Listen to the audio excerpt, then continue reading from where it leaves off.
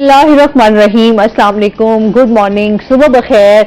आप देख रहे हैं रोही एट 10 और मैं हूं आपकी होस्ट आसमा नौरीन। कैसे हैं आप लोग? उम्मीद करती हूं बिल्कुल ठीक ठाक होंगे और दुआ करते हैं आज का दिन आपका बहुत ही अच्छा गुजरे, हंसते हुए मुस्कुराते हुए खैर और आफियत के साथ गुजरे। और इसके साथ ही नाज़रीन बात कर लें सबसे पहले तो जो सब इस टाइम हमारे पूरे मुल्क में जो इस टाइम हंगामी सूरत हाल वो ये बनी हुई कि पेट्रोल महंगा हो गया। तो पेट्रोल महंगा होने की वजह से एक आम बंदा जो है वो अब बहुत ज़्यादा परेशान हो गया है।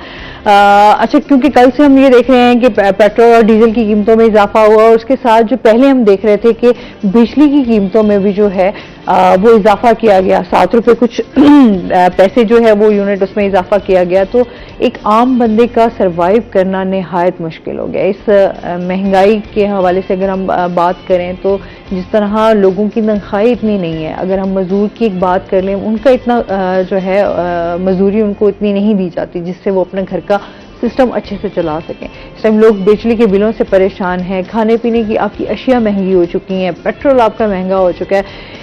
समझ नहीं आ रही कि इस टाइम जो हालात हैं वो किस तरफ जा रहे हैं। बस हम सबकी दुआ है अल्लाह ताला से कि अल्लाह ताला हमारे मुल्क के लिए बहुत आसानियां करे, क्योंकि इस टाइम जो कंडीशन बनी हुई है वो बहुत ही अफरा तफरी की बनी हुई है। इसी दुआ के साथ कि हम सबके लिए अच्छा हो, अपने प्रोग्राम का सिलसिला आगे बढ़ाते हैं। आज हमारे साथ जो गेस्ट मौजूद हैं वो हैं जी हमारे रोही के एंकर पर्सन बिलाल खान नियाज़ी। अस्सलाम वालेकुम। वालेकुम सलाम। कैसे हैं आप बिलाल? अल्लाह का शुक्र, आप सुनाएं कैसी हैं? मैं अच्छी नहीं हूँ फिलहाल। जो न्यूज हम सुन रहे हैं ना इस टाइम, जो मुल्क के हालात बने हुए उसमें एक वाकई हैरान कुन भी है और परेशान कुन भी है। ऐसी न्यूज हमें मजीद सुनने को मिलेंगी। अब हम ये भी नहीं कह सकते कि खुदा ना खास्ता इजाफा हो जाएगा। हाँ। अभी नेचुरल सी बात है। हाँ। जब आपने IMF से मुआहिदा किया, उसमें तमाम सियासी जमातों ने इस पर साइन किए, तमाम ने रजामंदी का इजहार किया, तो वो शरायत पूरी होनी है। अब ये बात की डिस्कशन है कि ये इस नौबत पे मुल्क क्यों पहुंचा, कौन इसका जिम्मेदार है कि मुल्क को IMF के रहमो करम पर छोड़ दिया गया, ये बात की डिस्कशन है। लेकिन अभी हम सबको ये फेस करना होगा। अच्छा, क्योंकि आपने कुछ दिन पहले ही इसमें रिलीफ दिया पेट्रोल की कीमतों में, उसमें आपने अगर तो उसमें थोड़ा सा रिलीफ मिला, तो उसके साथ ही हम देखते हैं कि आपके बिजली के बिल, आपके खाने पीने की अशिया वो डिफरेंट, आपने वहाँ बहुत ज्यादा चीजें बढ़ा दी। अभी जो हम लोग देख रहे हैं, जो अवाम का रद्द-ए-अमल आ रहा है, क्योंकि आप तो अक्सर बाहर क्योंकि आपकी रहती है कि अवाम के साथ डिस्कशन भी, महंगाई के हवाले से भी आपकी बातचीत होती है, तो अभी क्या देख रहे हैं लोग? क्योंकि एहतजाज, अच्छा हम देखते हैं हम लोग भी बड़े पुरसुकून है वैसे इस मामले में। जैसे ना महंगाई अगर बढ़ रही है तो फिर हम परेशान तो हैं, लेकिन जिस तरह पहले हम देख रहे थे कि पिछली हुकूमत में बहुत ज्यादा इसके ऊपर लोगों ने एहतजाज भी किया, इवन कि हमारे जो अब हुक्मरान हैं उन्होंने भी बहुत इसके ऊपर रैलियां निकाली और एहतजाज किया, जी महंगाई है, बिजली के बिल इतने आ रहे हैं, आम बंदा बड़ा परेशान है। कहाँ गए वो? अभी हम आएंगे, हमारी हुकूमत होती तो हम ये कर देते, वो कर देते। आपकी हुकूमत आई, आपने तो मुल्क का उल्टा बेड़ा गर्क कर दिया। ये सारी गुफ्तगू और ये सारे एहतजाज उस वक्त होते हैं जब मुल्क में जमहूरियत हो, और जब अपोजिशन का वजूद हो, जब सियासी जमातों के पास इख्तियारात हों, जब सियासी जमातें फैसले कर सकें। हाँ। तब ये सारा कुछ होता है। जब जमहूरियत नाम की रह जाए और सिर्फ बराए नाम भी ना रह जाए, अब तो बराए नाम भी नहीं रह गई, अब तो जमहूरियत हम कह ही नहीं सकते, जो सिलसिला चल रहा है। हाँ। तो वहां पर कौन इसके लिए, जो पब्लिक की आवाज पर कौन बात करे? अब हाँ। तो हम सब ने ये सियासी जमातों का जो अभी तक हमें लग रहा है मंशूर, वो ये लग रहा है कि तमाम ने मिसाक मईशत पर साइन कर दिया। और मिसाक मईशत शायद ये है कि हमने हर मुश्किल फैसला लेना है, सिवाय एलीट क्लास के, सिवाय शराफिया के, बाकी जितने भी मुश्किल फैसले हैं वो आवाम बर्दाश्त करे, क्योंकि वो इस मुल्क में रहती है, तो आवाम टैक्स भी पे करती है, सारा कुछ। इस बार में जो सूरत है वो कुछ हद तक रवायती अंदाज से मुख्तलिफ है। मुझे याद आ रहा है 17 जुलाई का इलेक्शन था, ज़िमनी इलेक्शन, तो पाकिस्तान तहरीक इंसाफ और PDM का मुकाबला था। तो उस दिन जो पाकिस्तान मुस्लिम लीग नून की जो हुकूमत थी, वफाकी हुकूमत, उन्होंने तकरीबन 30 रुपए पेट्रोल सस्ता किया। ये 1-1.5 साल पहले की बात है। तो मैं यहाँ पे बैठा हुआ था, तो मैंने उस वक्त कहा कि, आपने पूछा तो मैंने कहा कि जब भी हमारी हुकूमतें जाने लगती हैं अवाम के पास, तो तब वो पेट्रोलियम मसनूआत की कीमतें कम करती हैं, तब वो मुश्किल फैसलों की बजाय आसान फैसले आवाम के लिए लेती हैं, वो आवाम को रिलीफ देती हैं। लेकिन इस बार सूरत हाल बिल्कुल डिफरेंट है। हुकूमत के पास अब रह गए सिर्फ 12 रोज। 14 अगस्त तक ये हुकूमत खुद ब खुद खत्म हो जाएगी। वैसे ये कहा जा रहा है कि 10 अगस्त, 11 अगस्त, 12 अगस्त इसको हुकूमत पहले डिसॉल्व हो जाएगी। असम्बली की मुद्दत 14 अगस्त से पहले खत्म हो जानी है। मतलब हुकूमत के पास टोटल 12 दिन का टाइम है। उसके बाद 90 रोज होते हैं निगरान सेटअप के लिए, या 60 रोज 90 रोज का टाइम, उसमें होता है इलेक्शन 90 रोज के बाद। अब 90 रोज के बाद फर्ज किया इलेक्शन हो और वफाकी हुकूमत जिसने आगे जाकर इलेक्शन कंटेस्ट करना है और वो ये सोच रही है कि अगली 5 साल हुकूमत भी मुझे मिले अवाम के वोट के जरिए, और वो 12 रोज हुकूमत में जाने से पहले पेट्रोलियम मसनूआत की कीमतों में 20 रुपए का इजाफा कर दे, पहले तो कभी हमने नहीं सुना। अच्छा, हम पहले भी 19 रुपए तो कुछ पैसे ना, तो 19 रुपए 95 पैसे इसमें तो मील भी बन गई है, 20 रुपए कर देते, 20 रुपए में भी हो जाएगा। 5 पैसों का फर्क है ना, तो 19 ये रिलीफ अभी तो दिया 2 रुपए भी कोई पैसे वापस नहीं करता, 5 रुपए भी कोई वापस नहीं करता, बाद में ले लेना। तो 5 पैसे किसने अच्छा, वापस कुछ करना? पेट्रोल पंप्स पे जो है वो 273 है, कहीं पे 274 है, मतलब डिफरेंट पेट्रोल पंप्स पे डिफरेंट रेट्स चल रहे हैं। उसमें जो प्रॉफिट मार्जिन का कोशिश वो करते हैं कि वो इतना फर्क। अच्छा, ये क्योंकि महंगाई में तो ऑलरेडी महंगाई है, तो 1-2 रुपए के मार्जिन जो है वो हर किसी ने रखा हुआ है प्रॉफिट के वजह से। वो कहते हैं कि यार कॉलर है, फिर इसके ऊपर बात करते हैं, फिलहाल हमारे पास बहुत टाइम होता है। अस्सलाम वालेकुम। वालेकुम सलाम जी, नजीर साहब है हमारे साथ? हाँ, जमील बात कर रहा हूँ। अच्छा, जमील बात कर रहे हैं जी, क्या कहना चाहेंगे? मैं ये कहना चाहूंगा मैं ये कहना चाहूंगा मैम कि बिजली की जो महंगी की इसका बोझ आवाम पे इन्होंने डाला है, तो इसका इनको चाहिए कि जिनको फ्री यूनिट दे गए हैं, जैसे बिजली के जो वो अफसरान है और भी इनका अमला है, तो उनको काफी फ्री बिजली दी गई है वो, और बाकी भी सरकारी अफसरान है उनको भी फ्री बिजली दी जा रही है। 500 यूनिट उनको बिजली फ्री है, तो वो खत्म कर देना, उनकी सहूलियत कम कर देना, उनकी सहूलियत बढ़ाते जा रहे हैं। जो आम पब्लिक है, आम आवाम है, उन पे सारा बोझ डाला जा रहा है। वो पहले ही बेरोजगार है या प्राइवेट उनकी जॉब्स हैं, उनके वैसे पहले ही सैलरियां कम होती हैं, उनकी ड्यूटियां भी लंबी होती हैं, उन पे और मजीद बोझ डालते हैं। इनको चाहिए कि वो सहूलियत कम कर दें सरकारी अफसरान की, और जो बिजली का अमला है उनके जो फ्री यूनिट है वो भी कम कर दिए जाए, तो ऐसे भी तो फर्क पड़ेगा, आवाम पर तो ज्यादा ना डालें। ठीक है जी, बहुत शुक्रिया कॉल करने का। अच्छा, क्योंकि जाहिर बात है आवाम जब भी इस तरह होता है कि चाहे बिजली की कीमतों में इजाफा हो, चाहे आपके पेट्रोल की कीमतों में इजाफा हो, तो आवाम का रद्द-ए-अमल यही होता है कि ज्यादा से ज्यादा वो रिक्वेस्ट ही कर सकती है कि जी आप कमी करें, आवाम को रिलीफ करें। हाँ, पॉइंट अच्छा था, वही कहते हैं क्योंकि हमारे यहाँ प्रोटोकॉल सिस्टम है, जो हमारे यहाँ पे ब्यूरोक्रेट्स को जितनी आसाइशें दी जाती हैं, मेरे ख्याल में आम बंदा तो वही उन्हीं की आम बंदे की तो ये सोच होती है कि वो किसी को फोन कॉल करा के अपना जो उसका बुनियादी काम है वो कर सके। मैं कल प्रोग्राम कर रहा था, तो मैंने एक नवा शहर चौक पर फवारा चौक पर एक शख्स से पूछा कि सुनाए पेट्रोलियम मसनूआत में इजाफा हो गया है। उसने कहा मुझे उसका तो नहीं पता, लेकिन मैं पिछले 3 रोज से हॉस्पिटल में हूँ, चिल्ड्रन हॉस्पिटल में। मुझे तवील कतार में लगना पड़ता है और मैं देखता हूँ, मुझे कहता है तवील कतार में लगने का मसला नहीं है, लेकिन मैं वही देखता हूँ कि किसी का जब रेफरेंस होता है तो उसके साथ एक मुलाजिम होता है, वो फौरी चेकअप कराता है, फौरी टेस्ट रिपोर्ट लेता है, फौरी ब्लड टेस्ट कराता है और वो चला जाता है। और हमें घंटों इंतजार करना पड़ता है, और घंटों इंतजार करने के बाद जब हमारी बारी आती है तो वो कहते हैं कि जी इसकी इतनी फीस है, उस वक्त हमारे पास उतने पैसे नहीं होते। जब वो हमें कहते हैं कि टेस्ट हमारे पास अवेलेबल नहीं है, तो हमारे यहाँ तो मियार ये है, फिर हम क्यों प्रोटोकॉल की तरफ भागते हैं? क्यों हम सब कहते हैं कि यार हमारा कोई ना कोई लिंक हो जिसकी वजह से हम ये काम करा सकें? उसकी वजह यह है कि हमारे यहाँ सिस्टम बनाया ही नहीं गया। हमारे यहाँ सिस्टम अशखास चलाते हैं, ना कि उसको प्रॉपर एक सिस्टम डेवलप किया जाए जहाँ पे किसी के आने जाने से फर्क ना हो। हमारे यहाँ तो कोई सीट पे बैठ जाता है तो वो ये समझता है कि वही सब कुछ चला रहा है, वही उसी के कहने पे ये सारा कुछ हो रहा है। लेकिन मसला ये है कि जब सिस्टम बेहतर होता है तो दुनिया भर में हम यूरोपियन कंट्रीज देखते हैं, हमें पता भी नहीं होता उनके प्राइम मिनिस्टर क्या नाम है। अच्छा, हम अगर बात करें ना, हम बाहर के मुल्क की बात करते हैं, हम मिसालें भी अक्सर बाहर के मुल्क की दे देते हैं। क्यों देते हैं? एक तो उनके सिस्टम की वजह से। क्राइम हर जगह है, हम ये नहीं कहते कि सिर्फ पाकिस्तान में सिर्फ क्राइम बहुत ज्यादा है, यहाँ पर महंगाई बहुत ज्यादा है। ओवरऑल हम बात करें तो महंगाई तमाम पूरी दुनिया में इस टाइम महंगाई है। मतलब हम अगर किसी और मुल्क में रह रहे हो तो आप उनकी कंडीशन, आप उनके सिस्टम को देखेंगे तो आपको लगेगा यार ये बहुत महंगा है। यहाँ से काफी लोग जो यहाँ से पाकिस्तान से बाहर चले गए उनको लगता है यार पाकिस्तान में तो चलो महंगाई तो है ही है, तो जो वहां के लोग रह रहे होते हैं वो कहते हैं यार यहाँ पर भी महंगाई है, क्यों हमें फील नहीं हो रहा होता ना। हम कहते हैं यार वो, लेकिन वहाँ इनकम के ज़राए हमें मिल जाते हैं। एक वहाँ ये है कि वहां पे आप लोगों को उस तरीके से मुश्किलात का सामना नहीं करना पड़ता जो हम लोग देख रहे होते हैं। हमारे यहाँ तो यही रोले नहीं खत्म होते, पेट्रोल नहीं है, बिजली नहीं है, गैस नहीं है, ये आज तक इन चीजों से हम बाहर ही नहीं निकल सके। कल मैं प्रोग्राम कर रहा था तो लोग रोने लग गए, अब लोग रोने लग जाते हैं। अब हमें भी, मुझे खुद भी अफसोस हो रहा होता है जब प्रोग्राम कर रहे होते हैं, हमें भी रोना आ जाता है कि यार वो इस तरह गुफ्तगू करते हैं, कहते हैं यार पेट्रोल के लिए पैसे नहीं है, घर के मकान के लिए पैसे नहीं है, आटा महंगा हो गया, घी महंगा हो गया, फलां चीज महंगी, हर चीज तो महंगी है। हाँ। फिर आमदन पूछते हैं, कहते हैं 20,000 25,000 उससे ज्यादा नहीं है, तो इससे ज्यादा नहीं है। हम अक्सर बाकी हम लोगों को देखें, अच्छा फिर क्योंकि बेरोजगारी बहुत ज्यादा बढ़ चुकी है,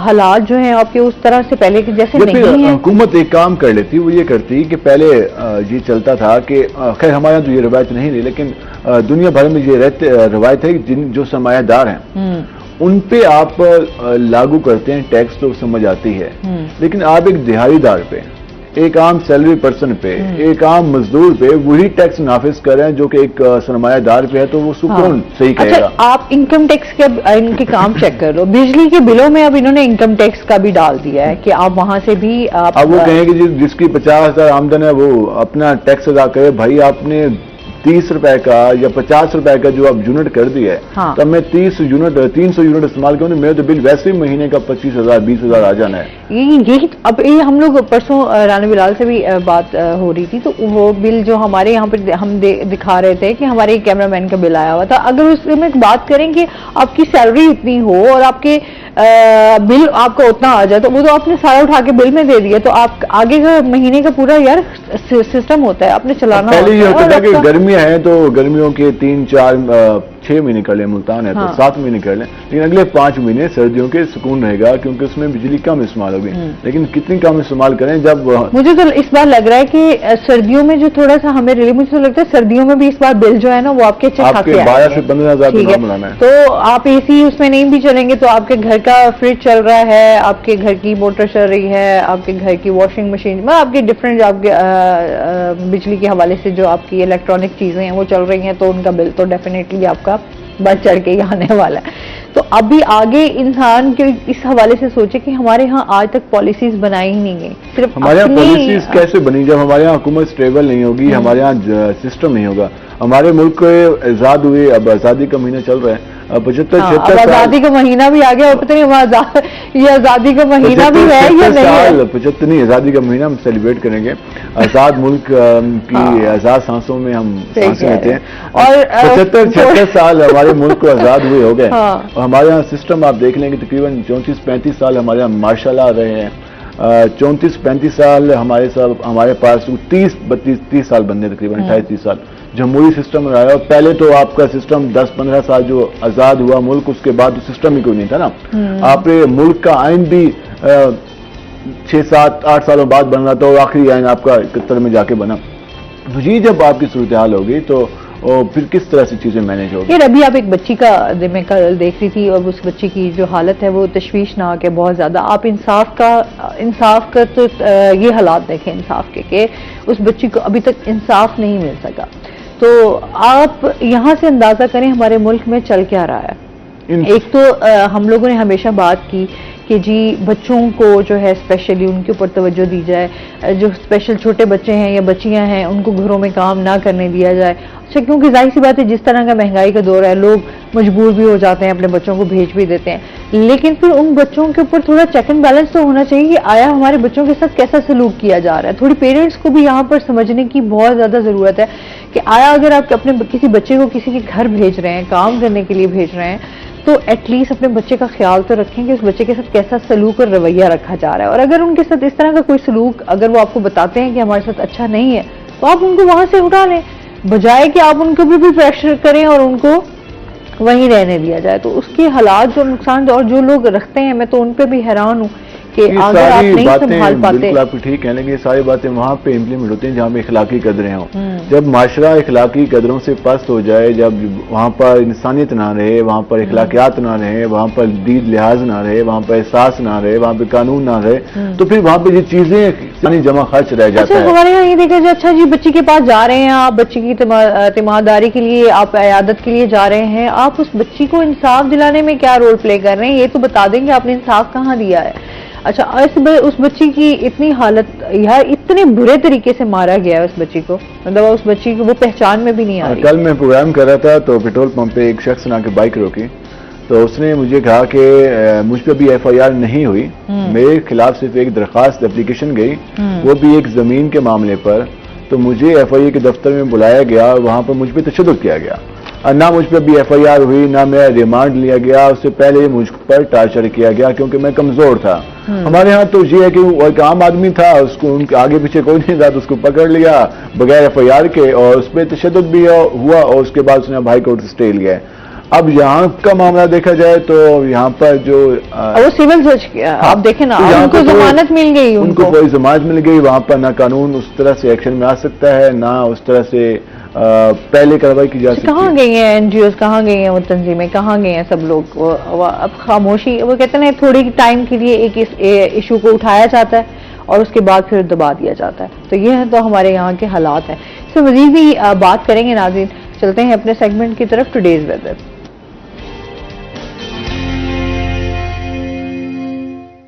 अलिशवा आसिफ हमारे साथ मौजूद है, अलिशवा से जानते हैं आज दिन भर मौसम कैसा रहेगा, क्या सूरत हाल है? जी आसमा, आज मुल्तान शहर में सूरज अपनी आबोताब के साथ निकला हुआ है। महकमा मौसमियात के मुताबिक आज मौसम जो है गर्म रहेगा, अलबत्ता गर्म हवाएं भी साथ साथ चलती रहेंगी। आइंदा 24 घंटों के दौरान भी मौसम इसी तरह रहेगा। महकमा मौसमियात के मुताबिक ज़्यादा से ज़्यादा दर्जा हरारत 38 सेंटीग्रेड तक जाने के इम्कानात है, जबकि कम से कम दर्जा हरारत 30.8 सेंटीग्रेड तक रिकॉर्ड किया गया है। हवा में नमी का तनासुब जो है 70% तक रिकॉर्ड किया गया है। महकमा मौसमियात ने आने वाले दिनों में बारिश की कोई नवीद नहीं सुनाई, अलबत्ता 4 अगस्त से लेके 6 अगस्त तक जो है सूरज और बादलों की आंख मचोली जारी रहेगी। गर्मी की शिद्दत में थोड़ी सी कमी आएगी, मगर जुनूबी पंजाब में बारिशों का कोई सिलसिला नहीं बताया गया। अपर पंजाब में अलबत्ता बारिशें होंगी। महकमा मौसमियात ने यह भी बताया कि आने वाले 2-3 दिन में यूं ही गर्मी जो है बढ़ेगी और गर्म हवाएं भी साथ साथ चलेंगी। तो अपना तिबी माहिरीन के मुताबिक अपना ख्याल रखें, धूप में निकलने से गुरेज करें और अगर निकलना भी है तो अपने आप को ढांप के निकलें और पानी का इस्तेमाल जो है ज्यादा से ज्यादा करें। जी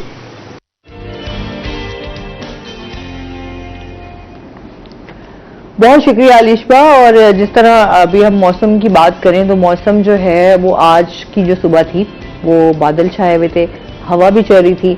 अच्छा, क्योंकि ये मौसम अगस्त का जो है वो थोड़ा अभी हब्स वाला बहुत ज़्यादा होगा, बारिशों का सिलसिला भी जारी सारी है। फिर हम बात कर लें सैलाब के हवाले से, तो सैलाब के हवाले से भी अलार्मिंग सिचुएशन है इस टाइम। अच्छा, इस हवाले से आपने, हम जो कहते हैं ना कि अल्लाह ताला जो है ना, मैं हमेशा बात करती हूँ ये बारिश से रहमत हो, बारिश से जहमत ना बने, इसमें बहुत नुकसान होता है। बारिशों का अच्छी लग रही होती है बारिशें आपको, कहते हैं मौसम जरा खुश, मुल्तान का स्पेशली अगर हम बात करें तो कहते हैं तो बहुत गर्म है, तो थोड़ी बारिश हो जाएगी, मौसम ठंडा हो जाएगा तो सुकून का टाइम गुजर जाएगा। बट जब बारिश के बाद हब्स होती है, उफ, वो डबल होती है गर्मी। लेकिन मुल्तान में बारिश के बाद हब्स भी होती है, उसके बाद जो सड़कों में पानी आता है, क्या बात, मैंने आपको याद करा दिया। याद करा दिया, भूल गई थी, मैंने कहा वो याद करा दूंगी। जिस तरह से मुल्तान की सड़कें पानी में डूब जाती हैं तो सबका तौबा इस्तग़फ़ार होता है। वो कहते हैं कि यार हम कहाँ फंस गए। और लाहौर के जो हमने हाल देखा था कि लाहौर डूबा हुआ था। हाँ। अभी जो बारिश हुई बोसन रोड पे, उफ, मैं वहां के हालात देख के परेशान थी कि आपकी आधी गाड़ियां डूबी हुई। हालांकि वो वहाँ पे मेट्रो गुजरती है। हाँ। वहाँ पे नए रोड बने हुए हैं, तो आप जरा बोसन रोड से आ जाए मासूम शाह रोड पे, आप जरा आ जाए अंदरून शहर में, आप जरा आ जाए काती मार वाली साइड पे, आप आ जाए शुजा उस चौक शाहबाज पर, सूरजकुंड रोड पे, मुमताजाबाद, तो यहाँ रशीदाबाद वहां पे तो जो सूरत हाल होती है वो तो तौबा। हमारे पड़ोस में तारिक रोड भी बेस्ट एग्जांपल है। तो अच्छा, रोड्स की ये हालत है कि कभी कभी हंसी आती है। आप एयरपोर्ट रोड अब देखें, आपका वहाँ पर जो है वो कितना वहाँ पर चेक एंड बैलेंस है सिक्योरिटी के हवाले से भी, फिर एयरपोर्ट भी है और आपका वो एक मेन रोड है यूँ समझ लें, पर उस रोड की हालत भी शदीद तरीन बुरी है। मतलब ये हालात है, आप ये देखें, बाकी सड़कों को तो छोड़ ही दें। तो ये सारी बारिश के बाद सूरत हाल बन जाती है और फिर सड़कों की जो हालत हमारे यहाँ है और उसके बाद सीवेज का जो नेटवर्क है। आपने तो एयरपोर्ट रोड की बात की, मैं आपको एग्जाम्पल देता हूँ सूरज कुंड रोड की। शाह महमूद कुरैशी साहब वजीर खारजा रहे और उस हल्के से MNA भी बने, तो उन्होंने वो रोड बनवाया और तख्तियों पे तख्तियां लगवाई। अब आपको पता है वो रोड बन गया लेकिन नीचे सीवेज का नेटवर्क नहीं है। अब बारिश होती है, कैसे बच जाते हैं ये समझ में अब बारिश होती है तो उससे ज्यादा, पहले पानी कम जमा होगा, अब उससे डबल पानी। बिल्कुल, इस पर मजीद भी हम बात करेंगे। नाज़रीन, अभी हमने जाना है ब्रेक पे, हमारे साथ रहिए।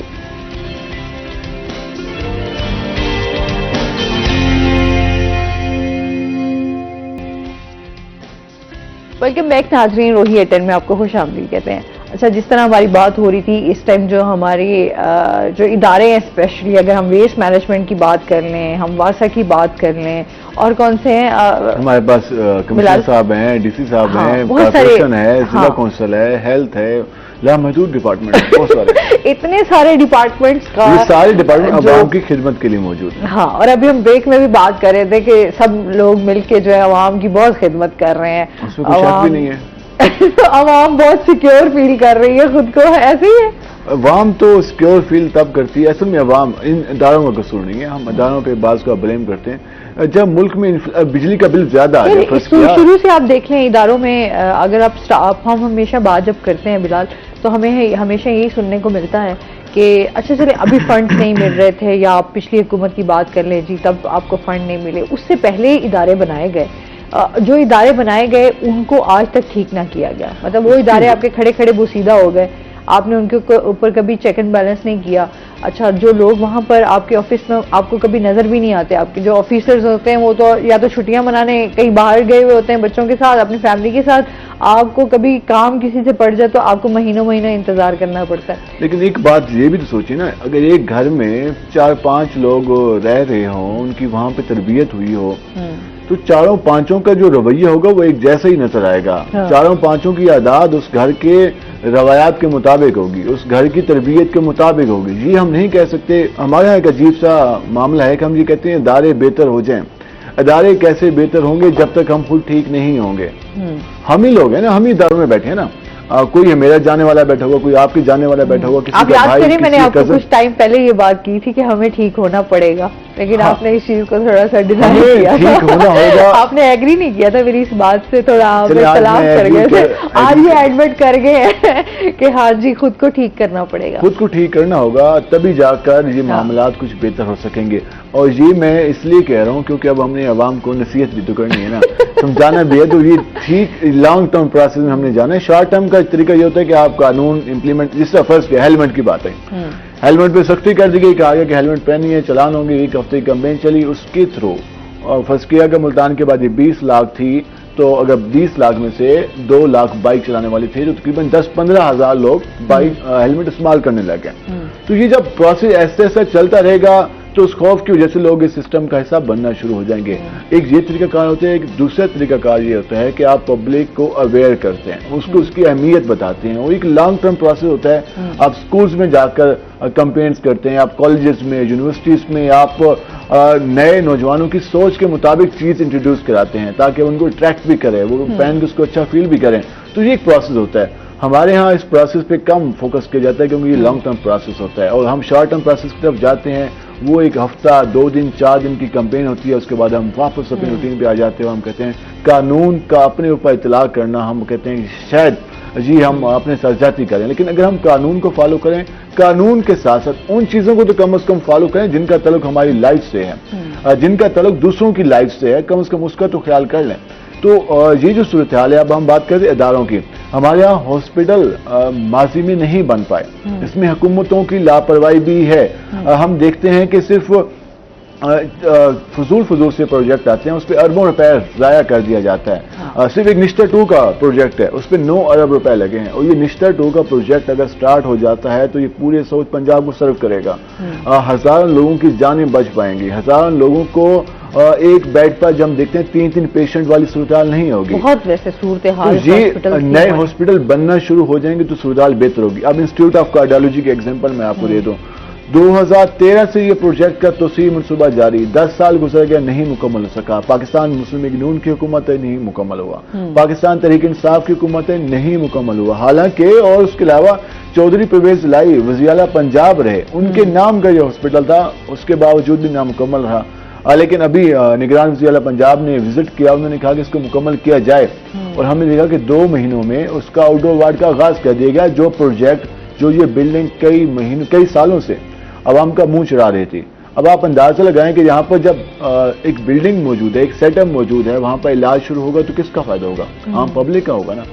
इसी तरह अगर जिस तरह हमारे पास डिस्ट्रिक्ट हॉस्पिटल की बिल्डिंग है, वहां आप सोच के अंदाजा, हमारे यहाँ ना कुछ चीजों पर लोग इस तरह से शायद उनका अपना माल नहीं होता ना, अपने पैसे नहीं खर्च नहीं होते। तो बात है कि अब अंदाजा लगाएं कि डिस्ट्रिक्ट हॉस्पिटल की बिल्डिंग तकरीबन 300 बेड का वो हॉस्पिटल है, 300 बेड का हॉस्पिटल है डिस्ट्रिक्ट हॉस्पिटल, जो कि किडनी हॉस्पिटल के बिल्कुल ही साथ है।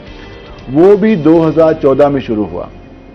1-2 अरब से ज्यादा का उस पर पैसा लग चुका है, 2 अरब रुपए उस पर लग चुके हैं। अब होना तो 2019 में वो मुकम्मल हो गया है। 2019 भी गुजर गया, 20 भी गुजर गया, 21 भी गुजर गया, 22 भी गुजर गया और 23 का अगस्त शुरू हो गया। वो बिल्डिंग अभी तक खाली है, सिवाय एक सेक्रेटरी हेल्थ के और सेक्रेटरी हेल्थ के मुलाजमों के। कोई वहां पर वहां पर कोई काम नहीं हो रहा। मतलब एक बिल्डिंग आपने 2 अरब रुपए कौम का निकाल के उनकी जेबों से लगा दिया, लेकिन वो 5 साल से वो बिल्डिंग सबके सामने खड़ी है। तो अभी जब सीएम आए तो हमने उनको बताया, क्वेश्चन मैंने पूछा कि वो एक हॉस्पिटल के हवाले से आप इक़दाम कर रहे हैं, तो डिस्ट्रिक्ट हॉस्पिटल की बिल्डिंग मौजूद है, उसको कब फाल किया जाएगा? हैरत इस बात की हुई कि एडमिनिस्ट्रेशन जो नीचे हम इंतजामिया दिखाते हैं, उन्होंने ब्रीफिंग में जिक्र ही नहीं किया था उसका। तो उन्होंने फौरी पूछा कि ये कौन से हॉस्पिटल की बात हो रही है, तो उन्होंने कहा कि सर वो डिस्ट्रिक्ट हॉस्पिटल, हम कोशिश करेंगे उसको अगस्त में फाल कर दें। तो ये हमारे यहाँ सूरत हाल है कि हमारे यहाँ कोई काम करने को खुद से तैयार नहीं है, जिम्मेदारी लेने को तैयार नहीं है। बेसिक चीजें हमारी यही थी ना कि जब हम वोट देते हैं तो हमें होता है यार हमारा इलाज सस्ता हो, ठीक है, हमारा इलाज फ्री हो, हमारी एजुकेशन फ्री हो, अच्छा आपकी खाने पीने की अशिया जो है वो आपको, उनमें आपको रिलीफ हो, आप वो सस्ती हो। हमारे यहाँ ये हुआ कि ये तीनों चीजें महंगी कर दी हैं जहाँ पे रिलीफ मिलना चाहिए था। अच्छा, आप कहीं ना कहीं फिर थोड़ी अगर इन चीजों में हमारी कुछ चीजें बेहतर होती तो शायद हम इतना बोझ भी जो है जो हम पर अब डाला जा रहा है, हम कहीं ना कहीं बर्दाश्त कर लेते, या एक आम बंदा भी इस चीज को बर्दाश्त कर लेता। अब एकदम आपने कहीं पे भी सहूलियात नहीं दी, आपने एक बंदे के ऊपर इतना बर्डन डाल दिया है कि लोग खुदकुशी करने पर मजबूर हो गए, अपने बच्चों को मारने पर मजबूर हो गए, अपने बच्चों को बेचने पर मजबूर हो गए। अब ये हालात हैं हमारे टाइम, हर बंदा को हौसला देने की कोशिश करते हैं लेकिन नहीं दे पाते। हाँ। अब मैं खुद जब शो करने जाता हूँ तो मैं उनको समझाने की कोशिश कर रहा हूँ ये चीजें बेहतर हो जाएंगी, ये मुश्किल टाइम है, गुजर जाएगा, कौमों पे मुश्किल वक्त आता है, तो आगे से जवाब आता है कब तक बर्दाश्त करें, अब तो नहीं हो सकता, पैसे नहीं है कैसे बर्दाश्त करें। ऐसे ही है, वो कहते हैं मीटर बिजली का बिल कट जाएगा, मैं बैठा हूँ क्या करूँ, आप पैसे नहीं है, पैसे जो है वो जितने मैं कमाता हूँ उतना सरकार ने टैक्स रख दिया मुझ पर, तो मैं कहां से कमाऊं? 12 घंटे कमा रहा था, 14 घंटे काम कर रहा हूं, 14 घंटे काम करता 16 घंटे काम कर रहा हूं, 2 जॉब्स कर रहा हूं, 2 जगह पे काम कर रहा हूं। अब जितना कमाता हूं वो तो अब 10-12 दिन में खर्च हो जाता है। हाँ। तो फिर बाकी मैं कैसे गुजारूं? तो अब किसी को हौसला नहीं दे पाते। इसमें भी बिलाल लाजमी बात करते हैं, अभी हमने जाना है ब्रेक पे, नाज़रीन हमारे साथ ब्रेक हम बाद में लेंगे।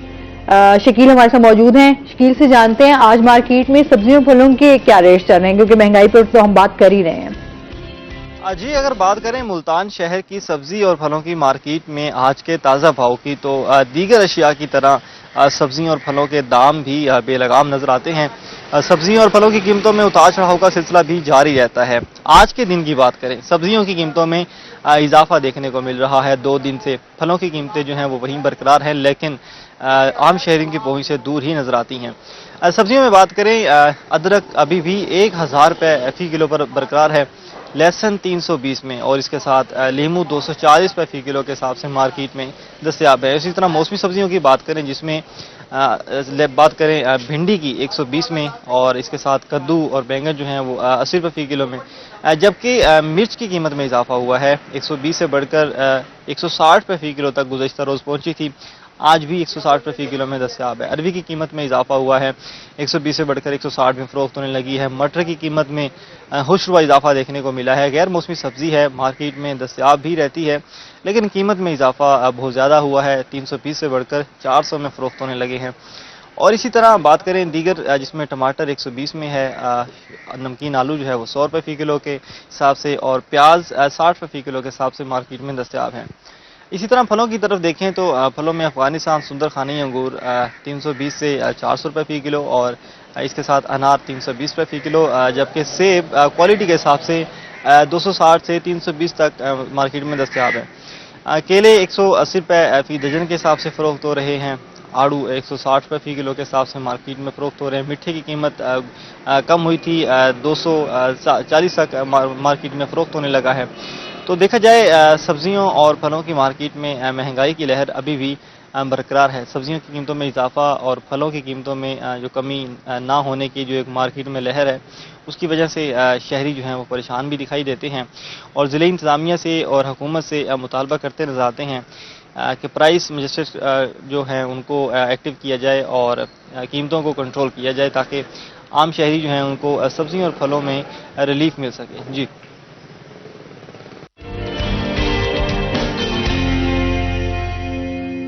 आपका जिस तरह महंगाई के हवाले से हम बात कर रहे थे कि सब्जियां और फल जो हैं वो भी आपके, क्योंकि मौसमी फलों की अगर हम बात करें तो मौसमी फल भी जो हैं वो आपके महंगे, उसमें भी उतार चढ़ाव नजर आता रहता है। तो वही बात जैसे हम बात कर रहे थे कि हर चीज में आपको जो है महंगाई नजर आएगी और एक आम बंदे का सर्वाइव करना जो है वो बड़ा मुश्किल हो जाएगा। अच्छा, इसके साथ साथ हम डेंगू के हवाले से भी लाजमी बात करेंगे इस टाइम, क्योंकि मौसम की वजह से जो है वो बीमारियां भी बहुत सारी फैल रही हैं। तो अभी हमने ब्रेक पे जाना, नाज़रीन हमारे साथ रहिएगा।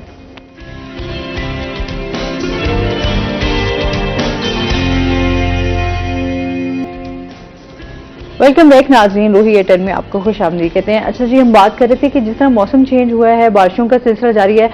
डेंगू की अगर हम बात करें तो डेंगू में अभी भी जो है मच्छर तो अभी भी मौजूद है। मैं सुबह से हैरान हूँ, इतने गर्म मौसम है, मच्छर फिर रहा है। नहीं, अभी तो खैर मच्छर का मौसम है। सावन में हम देखते हैं कि जो मच्छरों की रेशो है वो बढ़ गई है। डेंगू के भी उसमें मरीज सूरत ये है कि अब मसले वाली बात यह है कि पहले जून, जुलाई और अगस्त के मिड तक हम देखते थे कि डेंगू के पेशेंट नहीं आते थे। हाँ। अगस्त के मिड के बाद हम देखते थे कि डेंगू दोबारा से सर उठाता था, और सेम मार्च, फरवरी और जनवरी के महीने में डेंगू के पेशेंट आते थे। लेकिन अब सूरत है कि जब बारिशें ज्यादा हुई हैं, टेम्परेचर कम हुआ है, और हम देख रहे हैं कि जगह जगह पानी जमा होता है, और लाजमी बात हमारे जो सीवेज की सूरत हाल है, हमारे यहाँ जो सफाई का सिस्टम है वो काफी बारिशें हुई, तो उसके बाद भी तो आपका ये हाल होता है कि बात करें, कल भी 3 पेशेंट थे निश्तर में, परसों 5 थे, उससे पहले 7 थे। रोजाना हम देखते हैं 4-5 की रेशो चल रही है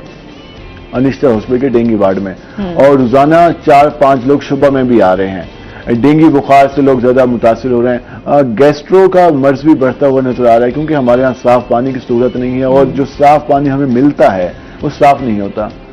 जो सरकार अच्छा, अभी क्योंकि मुल्तान का पानी तो बिल्कुल ही गंदा हो चुका हुआ है ना इस टाइम। मुल्तान के पानी की जो सूरत हाल है, और जो से बीमारियां, आपके हेपेटाइटिस बहुत ज्यादा बढ़ गया है। क्योंकि आपसे सवाल पूछ लेता हूँ कि आपको मालूम हो कि फलान जगह जो पानी दस्तयाब है, पानी फरोख्त होता है, वो गटर का पानी मिलाता है, तो आपकी क्या रिमार्क्स होंगे इसके बारे में?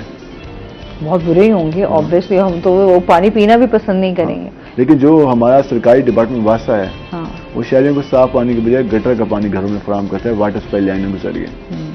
अच्छा, ये अच्छा, मैं आपको एक बात बताऊं, ये जो है वो हमारे रिलेटिव्स भी हैं, उनके घर भी इसी तरह ये जो है आपको पानी वहां तक आता है गवर्नमेंट की तरफ से, तो उसमें पानी में स्मेल होती है।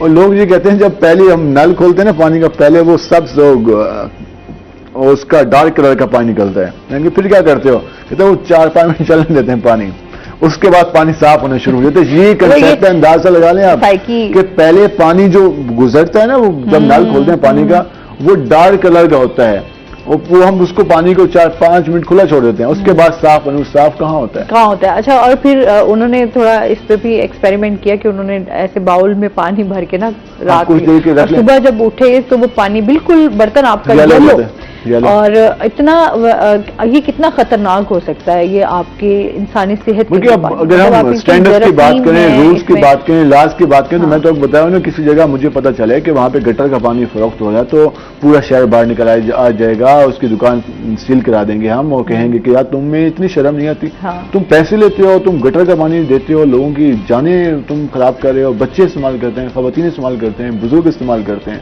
तमाम लोग इस्तेमाल करते हैं। लेकिन सरकार का अपना महकमा जब गटर का पानी शहरों के घरों में खुद पहुंचा रहा हो, और उस पर वो कह रहा हो कि बस हमारे पास वो कोई वे नहीं है, हम मजबूरी में हम पहुंचा रहे हैं, तो हम कैसे कह सकते हैं कि यहाँ पर कोई कानून पर इम्प्लीमेंट हो सकता है? तो इसलिए हम देखते हैं कि बीमारियां फैलती हैं, गैस्ट्रो का मर्ज, और अभी तक ये हमारे लोगों की जो विल पावर है, कैपेसिटी है कि वो ये सारा कुछ होने के बावजूद चलते फिरते नजर आते हैं। वरना जितनी मसाइल और जितनी बीमारियां और जितनी गंदी खुराक और जितना गंदा पानी और जितनी गंदी फिजा हम लोगों को मिल रही है, ये तो कब की हम सब उजड़ गया होते। लेकिन अगर हम हॉस्पिटल्स का चक्कर लगा लें ना, तो वहां पे हमें फिर दिमाग हमारा सही हो जाता है कि ये बात भी ठीक नहीं है। हजारों लोग हॉस्पिटल भी रोजाना आ रहे हैं, बीमार होते हैं। हजारों की बुनियाद पे लोग आते हैं, और जिस तरह की बीमारियां हैं, और आए दिन जो बीमारियां हम देख रहे हैं कि कैंसर आपका बुरी तरीके से फैल रहा है। क्या है, जाहिर सी बात है, आपका लाइफस्टाइल, आपका फूड, आपके पास तो अब आपको खालिश चीजें नहीं मिलती, आपको सब्जियां उस तरीके से आपको नहीं मिल रही, आपके फ्रूट्स हो गए, उनमें भी जो है वो मिलावट, इस तरह के इंजेक्शन लगा दिए जाते हैं। अच्छा, फ्रूट्स के मामले में कुछ राहत मिल जाती है, लेकिन अब दूध के मामले में हमें नहीं मिलती। हमारे यहाँ दूध मिलावट पानी तो वो फर्ज समझते हैं, उसके अलावा वो जो खाद और दीगर चीजें भी इस्तेमाल करते हैं, तो वो उन्हें पता नहीं, एहसास नहीं होता कि यार ये हमने इस्तेमाल करना है। चले, मैं किसी अल्लाह वो भी बाकी इलीगल काम नहीं करने चाहिए, हम इसकी बिल्कुल ही, लेकिन कोई इखलाकी कुछ समझ तो आ रही हो कि यार मैंने ये काम किया है, इससे किसी इंसान को नुकसान नहीं पहुंचा, किसी माशरे को नुकसान नहीं पहुंचा। लेकिन बिल्कुल ही अब एक दूध का जो अब बाहर फरोख्त हो रहा है, उसमें आप मिलावट कर रहे हैं, और मिलावट भी इस बड़े पैमाने की कि वो इंसानी सेहत के लिए नुकसानदेह होगी। अच्छा, मैंने देखा, मेरे अब्बा जी मुझे दिखा रहे हूँ कि आए आपको मैं जरा दिखाऊं मैं आपका कैसे दूध आजकल फरोख्त हो रहा है। तो एक आज जिस तरह बड़े बड़े उन्होंने टपों में जनाब पानी भरा हुआ है, बर्फ के बुला। हाँ, अच्छा, और उनमें उन्होंने ना कोई इस तरह की मशीन लगाई हुई है, उसमें वो केमिकल डालते हैं जिससे वो मशीन जो है वो घूमती है उस टब के अंदर, पानी के अंदर सर्कल में, और उसके बाद जो है वो आपका वो दूध नुमा वो आपके पास तैयार है जी, और वो आप लोगों को बेच रहे हैं और लोग पी रहे हैं। जाहिर सी बात है, जिन लोगों को नहीं पता कि ये दूध किस तरह, बर्फ के बुलाक उसमें डाल रहा है दूध में, ठीक है। अब हम जब घर में मिल्क शेक बनाते हैं तो बर्फ डालते हैं तो वो गाढ़ा होता है, लेकिन 5 मिनट के बाद हम देखते हैं कि वो पतला पानी हो गया यार ये। अब हम दूध में बर्फ के बुलाक डाल रहे हैं तो उसके बाद उसके दूध कहाँ रहना है? क्योंकि जो जाहिर सी बात है, उन्होंने दूध जब बेचना होता है तो हम देखते हैं कि उन्होंने अपने जो है दूध जिस बर्तनों में डाला हुआ होता है, और फिर उन्होंने हर जगह जाना, दूर दूर भी जाना होता है, तो यही करते हैं कि दूध को गर्मी से बचाना है तो उसमें बर्फ ऐड कर दो और पानी खुद ब खुद तो हो ही जाएगा दूध, तो आप तक पहुंचते हुए दूध जो है वो आपको अच्छी हालत में नहीं मिलेगा। तो ये हमारे यहाँ बहुत सारी चीजें हैं कि अच्छा, बच्चे क्यों दूध पीना छोड़ गए हैं, हमारे यहाँ कैल्शियम की क्यों कमी हो रही है, क्यों नहीं बच्चों को उस तरीके से ग़िज़ाइयत मिल रही। तो जाहिर सी बात है, जब आपको चीजें ही ऑर्गेनिक नहीं मिलेंगी, आपको प्योर नहीं मिलेंगी, तो आप बच्चे आपके कहाँ से सेहतमंद होंगे? घी के हवाले से मैं मंडी में गया तो मैंने पूछा कि यार आजकल कौन सा घी बेहतर हो? कहते हैं भाई कराची वाला ब्रांड बेहतरीन मिल रहा है। तो कराची वाला ब्रांड कौन सा है? वो जो हमारे यहाँ जो गंदा तरीन घी जो पहले जानवर खाते थे, तो वो अब हम खुराक के लिए इस्तेमाल करते हैं। हम लोग क्या करें, वो कहते हैं 600 का पैकेट मैं तो किलो नहीं ले सकता, 2 दिन चलना है मेरा घर में, तो उससे बेहतर मैं कराची वाला ले लूँ। अब उसका प्रॉब्लम ये है कि उसकी वजह से लोग ज्यादा बीमार हो रहे हैं। अब लोग कहते हैं कि यार बीमारी आ जाती है, हम हल्के फुल्के का हम गुजारा कर लेंगे, मेन है सर्वाइवल। अब इस वक्त लोग सर्वाइव कर रहे हैं, मुश्किल से सर्वाइव कर रहे हैं। अब हम स्टैंडर्ड लिविंग की बात नहीं कर रहे, अब हम नहीं कह रहे कि हम कोई बेहतर लाइफ गुजारने की बात करें, हम अपने बच्चों को बेहतर हो, अब तो सर्वाइवल की बात हो रही है। चलें, मैं आप चंद लोग जो हैं वो सर्वाइवल बेहतर लिविंग की तरफ जा रहे होंगे या सोच रहे होंगे, या हमें कोई ना कोई फ्यूचर नजर आ रहा होगा, लेकिन लाखों करोड़ों लोगों का मुस्तकबिल इस वक्त दांव पे लगा हुआ है। वो ये सोच रहे हैं कि हम किस तरफ जाएं। हम मुल्तान में बैठ के बात करें, हम जरा नवाब में चले जाते हैं, डीजी खान में, राजनपुर में, वहां पे क्या हालात होंगे। अभी फिर सैलाब आ जाना है, जो उन्होंने उगाया वो सारा बहा के ले जाएगा। और यार कितने अभी तो बिलाल बहुत सारे ऐसे इलाके हैं जो दही इलाके सैलाब की वजह से हम लोग देखते हैं दरियाब आ गए हैं, वहां पर अभी जो कंडीशन है लोग मुंतकिल हुए हैं दूसरी जगहों पर, उनका जो फसलें हैं उनकी जमीनों पे जो उन्होंने अपनी फसलें काश्त की हुई वो एकदम से फिर वही सूरत हाल बन गई है। वापस उसी कंडीशन में चले जाएंगे। हाँ। फिर दोबारा से, या तो हम दोबारा से 90s सेंचुरीज में वापस चले जाएं और हम कहेंगे ठीक है यार ये हालात आ जाते हैं, उसी तरह हमने वही दाल रोटी साग खाना है, मिर्चों से और प्याज से और अचार बना लेना है, उसी से गुजारा करना है, और हमारे बच्चे स्कूल जाएं ना जाएं, यूनिवर्सिटीज क्या होती हैं, कॉलेजेस क्या होते हैं, हाँ। वो खुद ही बड़े हो जाएंगे। अब तो आपकी एजुकेशन इतनी महंगी हो गई है कि आप एक सेमेस्टर की फीस भरने में अब बच्चे, अब जाहिर सी बात है पेरेंट्स कहाँ से इतना कहाँ से होगी जब आपके बिजली के बिल इतने ज्यादा आ जाएंगे, आपके आटे का बजट इतना, आटा आपको पता है कि 50-60 रुपए पहुंच गया किलो। बिल्कुल ऐसे ही है। आपने तो आपके खाना पीना ही, मैं वही तो कह रही हूँ, एक बंदे का एक वक्त की रोटी खाना भी जो है मुश्किल हो। तो ये सेविंग कहाँ से होगी जहाँ से बच्चों की फीसें अदा की जाती हैं? ये तो नहीं हो सकती, पॉसिबल नहीं है किसी के पास। बस अल्लाह ताला से दुआ है, क्योंकि हम बिलाल और मैं बैठते हैं, क्योंकि बिलाल बाहर की बहुत सारी चीज़ें जो हैं जब देखते हैं तो उनको हम यहाँ पर डिस्कस करते हैं कि इश्यूज हमारी लाइफ में बहुत सारे हैं, लेकिन गुजारिश है हमारे जितने भी हुक्मरान हैं कि वो इस तरफ थोड़ी तवज्जो दें और आवाम को रिलीफ दें और आसानियाँ पैदा करें। कुछ आसानियाँ होंगी तो शायद अवाम भी जो है वो उसमें भी कहीं ना कहीं थोड़ा सब्र और हिम्मत आएगी। बहुत शुक्रिया आपका बिलाल, आप हमारे साथ रहे। और इसके साथ ही नाज़रीन अभी हमने जाना है ब्रेक पे, हमारे साथ रहिएगा। जब हम ब्रेक से वापस आएंगे तो हमारे साथ कुछ और गेस्ट मौजूद होंगे।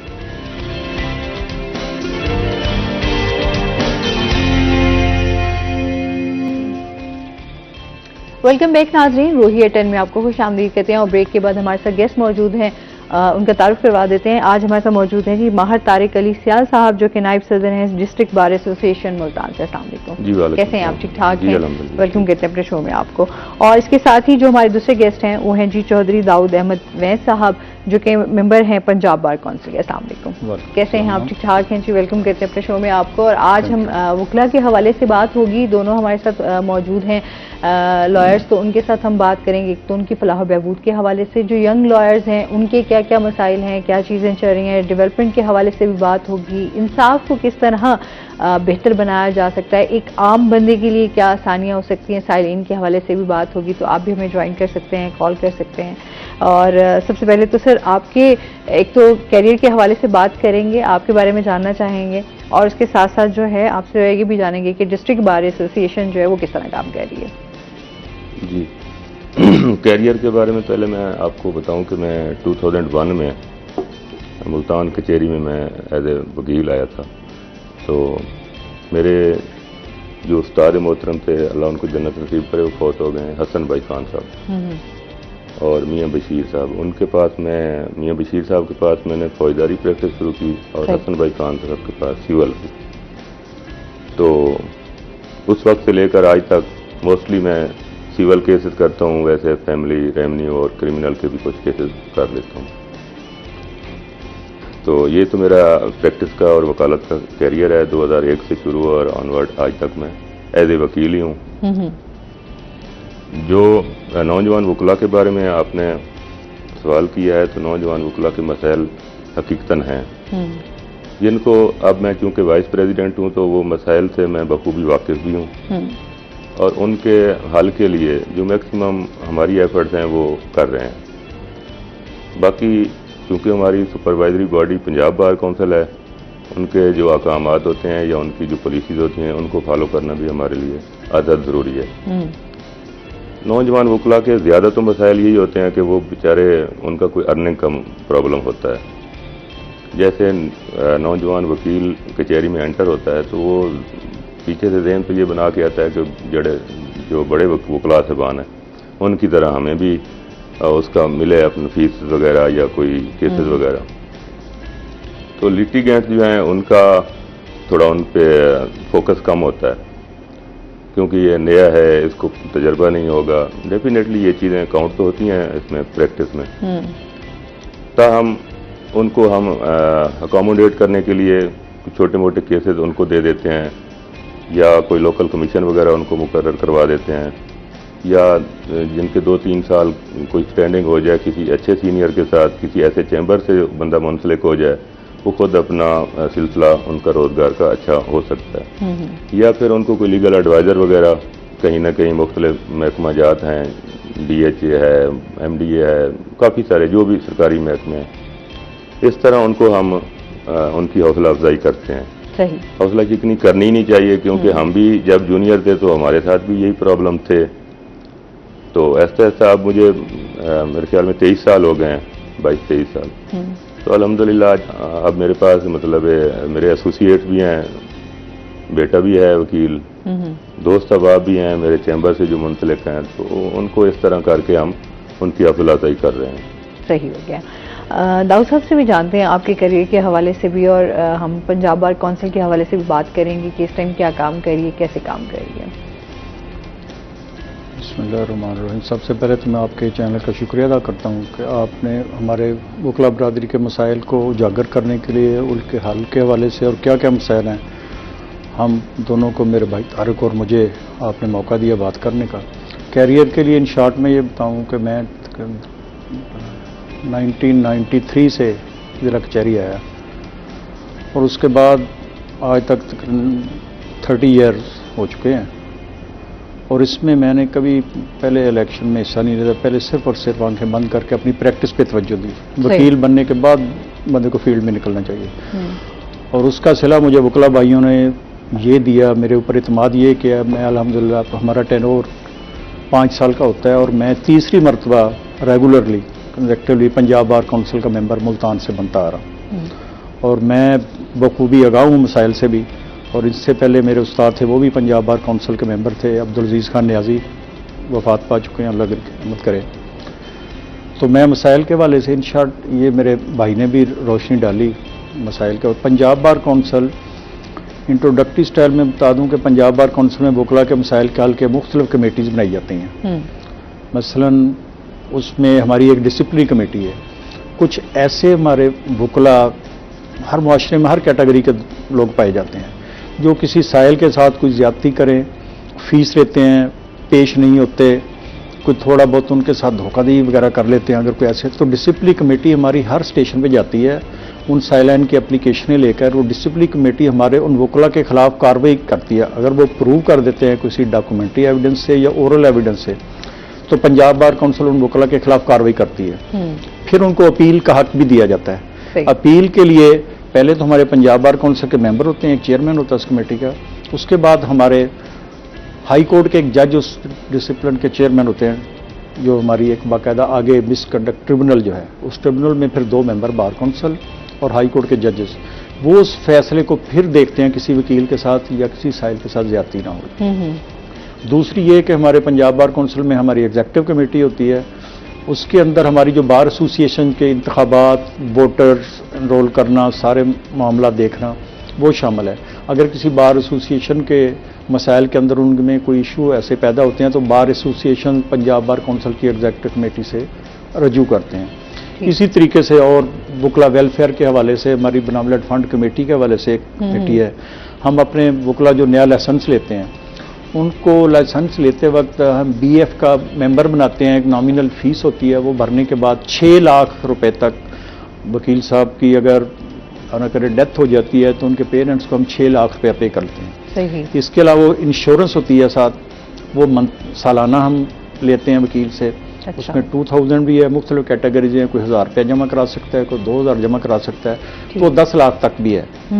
वो भी डेथ के बाद इंश्योर्ड जो वकील होता है वो भी उसके लीगल हेयर्स को दी जाती है। उसके बाद अगर कोई वकील बीमार हो जाता है तो उसकी हेल्प के लिए बार एसोसिएशन अपने तौर पर जो करती हैं, लेकिन पंजाब बार काउंसिल में 30,000 to 50,000 उन्हें इलाज मुआवजा के लिए मुहैया करती है। इसके अलावा पंजाब बार काउंसिल ने गवर्नमेंट के साथ मिलकर ये तय किया हुआ है कि हमें सरकारी हॉस्पिटल बशमूल कार्डियोलॉजी वगैरह, उसके अंदर गजटेड ऑफिसर के इक्वल लेवल का जो है इलाज मुआवजा, वो भी सरकारी तौर पे मुहैया किया जाए। सही हो गया। इसके अलावा मुख्तलिफ और कमेटीज़ भी हैं, छोटी एंटी करप्शन कमेटी है, बुक्स के हवाले से, लॉ के हवाले से, प्रिंट करने के हवाले से, जजमेंट्स जो आती हैं उसके हवाले से हमारी एक PLJ कमेटी है, पब्लिकेशन कमेटी है, वो भी छोटी कमेटियाँ, और भी फिर इंटर प्रोविंशियल कमेटी होती है कि हम आप वकला के मसाइल जानने के लिए तमाम सूबों की सूबाई जो बार काउंसिल हैं बशमूल इस्लामाबाद बार काउंसिल, हम आपस में मिलकर कोऑर्डिनेशन रखते हैं कि वकला के अंदर कोई ऐसा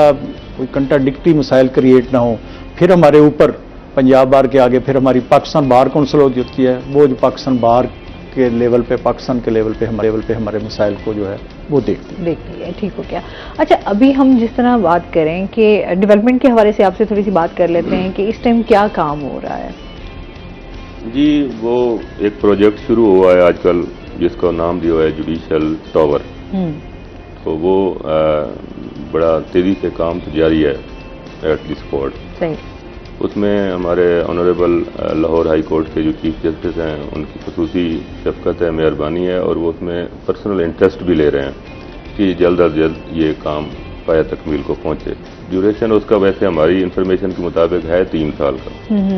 2025-26 में मेरे ख्याल में वो मुकम्मल हो जाएगा। तो दूसरा वो जिसमें तमाम कोर्ट्स होंगी।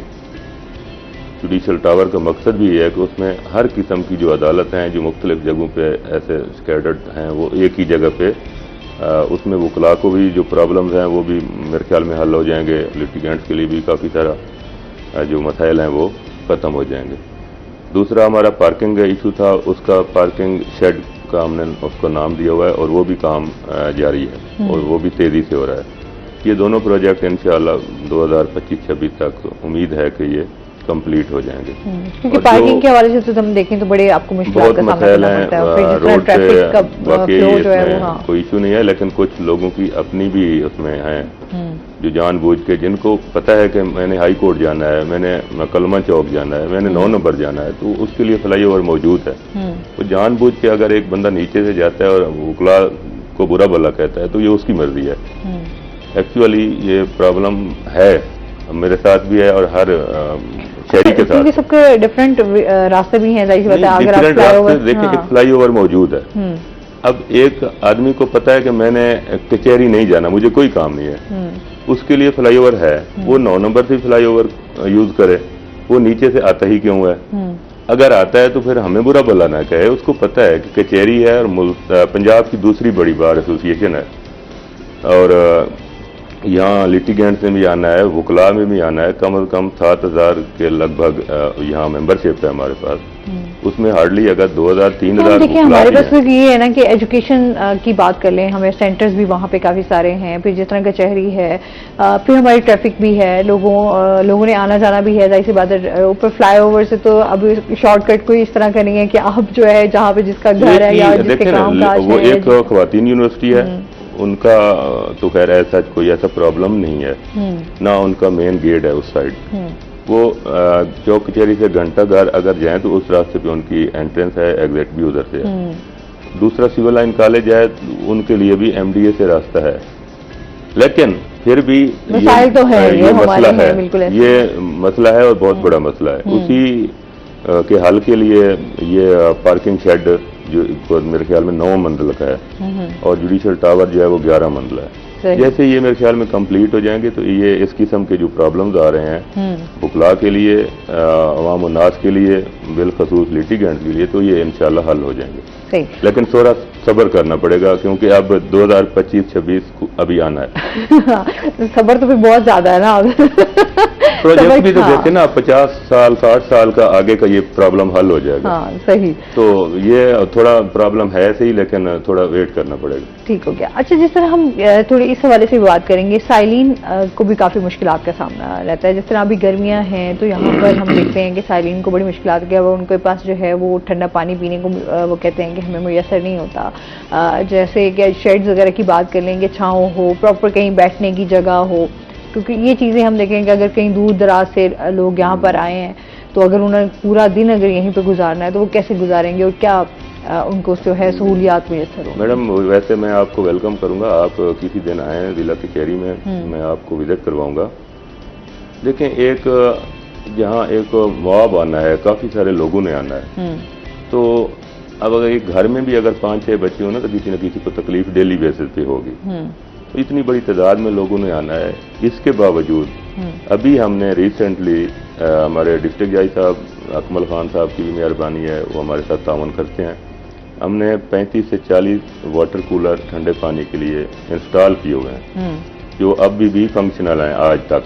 ठीक है। लेकिन ये कोई मैकेनिकली फॉल्ट अभी घंटे बाद आ जाए तो उसमें कुछ नहीं कर सकता बंदा, लेकिन पानी का कोई मसला नहीं है। दूसरा, जो लिटिगेंट शेड्स हैं, वो जो कोर्ट्स के बाहर बरामदे हैं या हमारे अपने भी 1-2 बने हुए, उनके ऊपर पंखे लगे हुए हैं। और हमने एक उनकी मेपको वालों को कह के ना एक शेड्यूल बनवाया हुआ है कि 8 बजे से लेकर 5 बजे तक आपने कोई टेक्निकल अगर वजह नहीं है तो आपने लाइट नहीं बंद करनी। तो बाकी कहीं को पंखा खराब हो जाता है और फिर वो बंदा शिकायत करता है, ये उसका हक है, लेकिन वो इलेक्ट्रीशियन को हम फौरी बुलाते हैं। ये इस चीज़ को मैं खुद मॉनिटर करता हूँ। हमारे प्रेसिडेंट साहब हैं, सेक्रेटरी साहब हैं, पूरी एग्जेक्टिव कोशिश हमारी ये है कि खवातीन हो गई जिनकी खवातीन के लिए हमने अलहदा उनका लेडीज बहरहाल है, वो एयर कंडीशन है, वहाँ पे बैठने की जगह भी है, पानी के वाटर कूलर भी हैं, डिस्पेंसर टाइप। इसके बावजूद अगर कोई प्रॉब्लम होता है तो हम मैनुअली जो है पानी का कूलर रखा हुआ है, उसमें बर्फ डालते हैं। अब ये प्रॉब्लम तकरीबन सारे ही साल हो चुके हैं। सही। तो कोई ऐसा मसला ज़ाहिरी तौर पे है नहीं वहाँ। उनकी जो साइलिन के हवाले से है, उस पर आप काम कर रहे हैं? उस पर देखे ना, साइलिन बाद औक़ात अभी पिछले दिनों एक वाक़या हुआ कि एक बंदे की बेल थी, उसके साथ 100 बंदा आ गया। एक साइड से, दूसरी साइड से भी 100 बंदा आ गया। उनकी क्या जरूरत थी? यहाँ थोड़े इमोशनली भी लोग बड़े एक दूसरे के साथ जुड़े हुए होते हैं। उसके साथ कोई एक आधा बंदा और आ जाए, वकील साहब उसके खड़े हैं, अदालत बैठी है, उन्होंने उसका केस सुनना है, पेशी हो जाएगी या जो भी होना है। अब वो 100 बंदा दोनों तरफ से आ जाए और वो आके यहाँ कहें कि हमें भी वो प्रोवाइड किया जाए शेड, ये हमें भी वो सहूलियात दी जाए, तो वो तो हैं लिटिगेंट के लिए, तमाशबीनों के लिए तो नहीं है। अच्छा सर, जिस तरह हम अक्सर देखते हैं कि ये वाकयात होते हैं कि अपने कचहरी में लोग आए हुए हैं, पेशी पे आए हुए हैं, तो फायरिंग हो जाती है, लोग जख्मी हो जाते हैं एक दूसरे के ऊपर, मतलब इसके ऊपर कोई चेक एंड बैलेंस नहीं किया जाता, इनके ऊपर कोई काम नहीं हो रहा कि सिक्योरिटी कैमराज इस तरह के होने चाहिए कि आपका सिक्योरिटी के आपके हवाले से, जिस तरह वुकला भी काफी उसमें उसकी जद में आ जाते हैं, बाकी आप आम शहरी जो गुजर रहा हो वो भी इसका निशाना बन जाता है। अभी मैं ये सवाल मेरे ख्याल में मुझे याद नहीं था, आपने याद करवा दिया, मेहरबानी। 150 के कम से कम 150 के करीब हमने कैमराज लगवाए हैं, वो फंक्शनल है। दूसरा, हमने वो उसका बाकायदा मॉनिटरिंग सिस्टम है CCTV कैमराज का, और 200 के लगभग हमने वहाँ रात को रोशनी के लिए लाइट का इंतजाम किया है। वो हमें DC साहब ने मेहरबानी की है, ये कैमरे भी उन्होंने लगवा दिए हैं, और उनमें कोई फॉल्ट हो तो उसी दिन वो ठीक होते हैं। सही। लाइट वाला इशू था, रात को अंधेरा था, चोरियां होती थी, पता नहीं लोग वो कहाँ से आ जाते थे, बहरहाल कुछ गिरफ्तार भी हुए हैं, पर्चे भी हुए हैं, तो ये मसाइल थे इस किस्म के, वो भी अब हल हो गए हैं, ठीक हो गया। तो अच्छा, इसके साथ साथ आपसे मजीद भी जानेंगे सर, जिस तरह हम आप वकला की फलाह बहबूद के हवाले से काम कर रहे हैं, उस हवाले से साथ साथ जो रिटायर हो जाते हैं उनके हवाले से भी कोई काम आप लोग करते हैं, उनकी फलाह बहबूद के हवाले से? एक तो इंतहाई दिलचस्प सा सवाल है आपका कि वकील के पास रिटायरमेंट की कोई एज ही नहीं है। अक्सर होते हैं ना कि उन्होंने कहा कि ठीक है जी, बस इतना अरसा काम किया, अब बस अब नहीं करना चाहिए। अब वो अपने बच्चों के रेमो काम पे होते हैं। एक दूसरा वो बार रूम में आते हैं, बैठते हैं वही टाइम किल करने के लिए। लेकिन उसके लिए है कि अगर उन्होंने BF के वो मेंबर हैं तो हम उन्हें, अगर कोई 6 लाख की स्कीम में है या 3 है, उनके 2,40,000 रुपया एक वकील को आफ्टर 17 ईयर्स एज, और अगर 3 लाख वाली स्कीम है तो 1,20,000 रुपया लमसम उस वकील साहब को जरा पंजाब बार काउंसिल पे करती है। सही। और एक आपके इसके साथ ही रिटायरमेंट के हवाले से, बल्कि मैं दूसरी ये भी कर दूँ, यंग बुकला के हवाले से या दूसरे मसाइल के लॉ में ये प्रोवाइडेड है कि जो भी कोई मिल ऑनर है, कोई फैक्ट्री लगाता है, जो भी उस एक्सचेंज वालों से रजिस्टर्ड होते हैं, सारी रजिस्ट्रेशन के बाद जो अपना बिजनेस करते हैं, उन्हें एक कंपल्सरी है कोई एक लीगल एडवाइजर रखें। सही।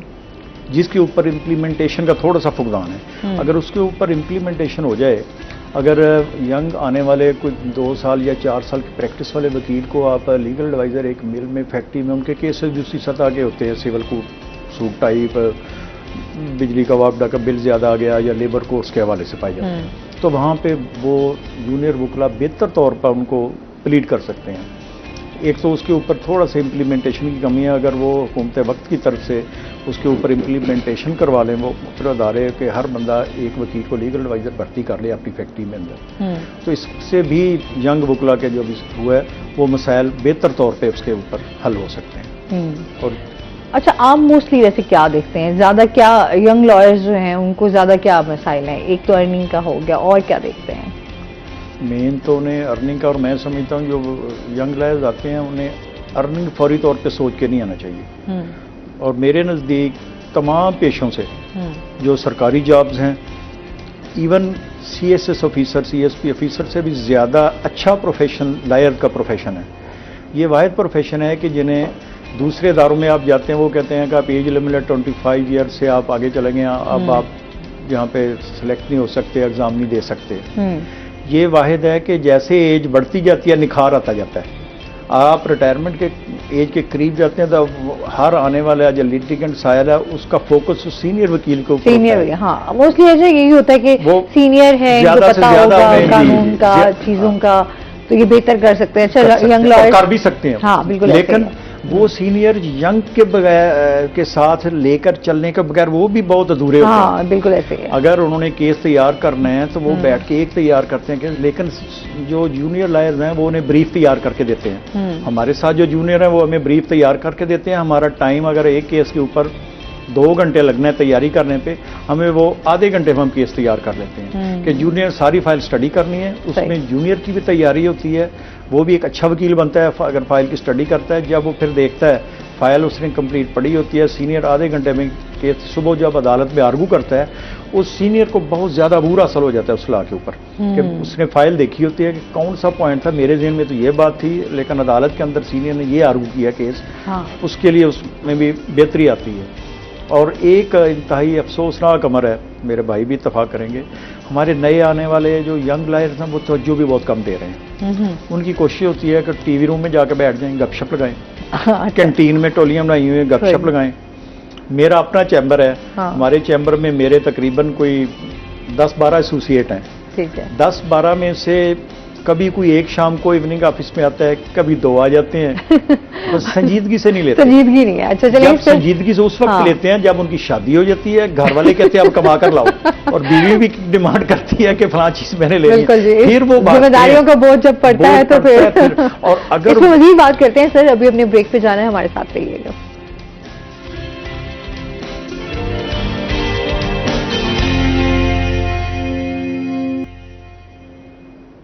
वेलकम बैक नाज़रीन, रोही एटन में आपको खुश आमदीद कहते हैं। अच्छा, जिस तरह हम अभी एक तो यंग लॉयर्स की बात कर रहे थे कि यंग लॉयर्स को मुश्किलात हैं, हम यही देखते हैं कि जी सम टाइम होता है कि सीनियर कॉपरेट नहीं कर रहे, तो यंग लॉयर्स को ये भी होता है, जिस तरह आप बात कर रहे हैं कि आपके भी जो यंग लॉयर्स हैं वो नॉन सीरियस बिहेवियर है।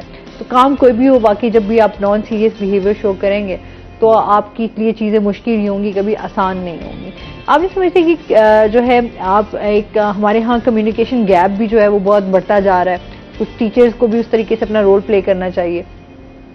जी बिल्कुल सही है, वही बात हुई कि टीचर्स, मैं समझता हूँ टीचर का ज़्यादा रोल हो जाता है, लेकिन आने वाले जो हमारे यंग लॉयर्स हैं उसमें से 70% ऐसे आते हैं जिनकी निगाह जॉब्स के ऊपर होती है, वो सीरियस ही नहीं लेते स्टार्ट में प्रोफेशन को, मुख्तलिफ इदारों में अप्लाई, क्योंकि उन्हें नजर आता है कि भाई सोर्स ऑफ इनकम अच्छा नहीं है इधर, तो आमदन आते नहीं। बहुत सारे लोग छोड़ जाते हैं, बहुत सारे वो आते ही कचहरी में टाइम किल करने के लिए हैं, बाकी वो मुख्तलिफ इदारों में अप्लाई करते रहते हैं जॉब्स के लिए, या बिजनेस की तरफ तवज्जो होती है। एक तो वो संजीदा, जब उन्हें जॉब्स की तरफ से वो फारिग हो जाते हैं ना कि हमें जॉब नहीं मिल रही, फिर वो सीरियस लेते हैं, कुछ परसेंटेज ऐसी भी पाई जाती है। लेकिन जो दोस्त हमारे नए आते हैं और संजीदगी से वकला को, इस वकील के इस प्रोफेशन को ज्वाइन करते हैं, उनके लिए कामयाबियों के रास्ते खुले चले जाते हैं। उनके लिए कचहरी के अंदर बैठे हुए असिस्टेंट डिस्ट्रिक्ट पब्लिक प्रोसिक्यूटर है, 70 ग्रेड की जॉब है, अगर उन्होंने एक्सपीरियंस गेन किया उसमें एग्जाम देते हैं। इसके अलावा एडीए असिस्टेंट डिस्ट्रिक्ट अटॉर्नी जो सिविल को रिप्रेजेंट सूबा पंजाब को करते हैं,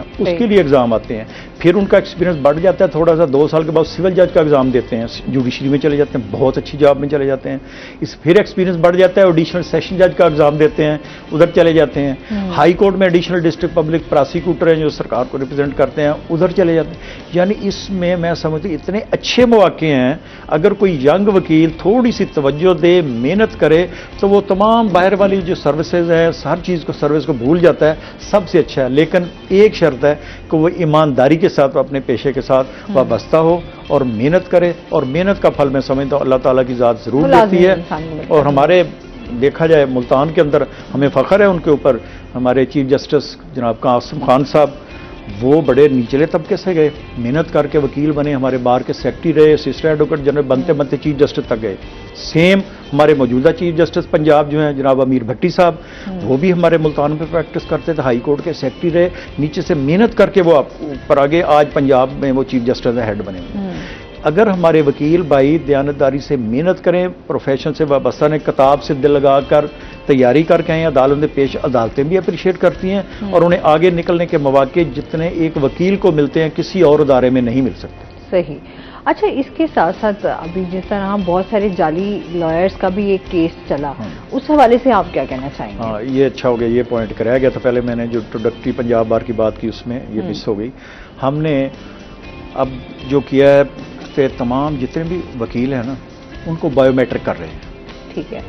कोई भी दूसरा आदमी बायोमेट्रिक होने से कोई भी आके किसी को नाम को मिस यूज नहीं कर सकेगा। एक बात, अब हमने ऑनलाइन सिस्टम कर दिया है, लाइसेंस लेने के भी ऑनलाइन जाना पड़ता है। ठीक है। आईडी कार्ड का नंबर देते हैं, कोई एम्प्लॉइज होता है तो वो भी रिकॉर्ड पे आ जाता है, उसी वक्त पकड़ा जाता है। सही। और पंजाब बार काउंसिल बाकायदा उनके खिलाफ मुकदमात रजिस्टर्ड करवा रही है।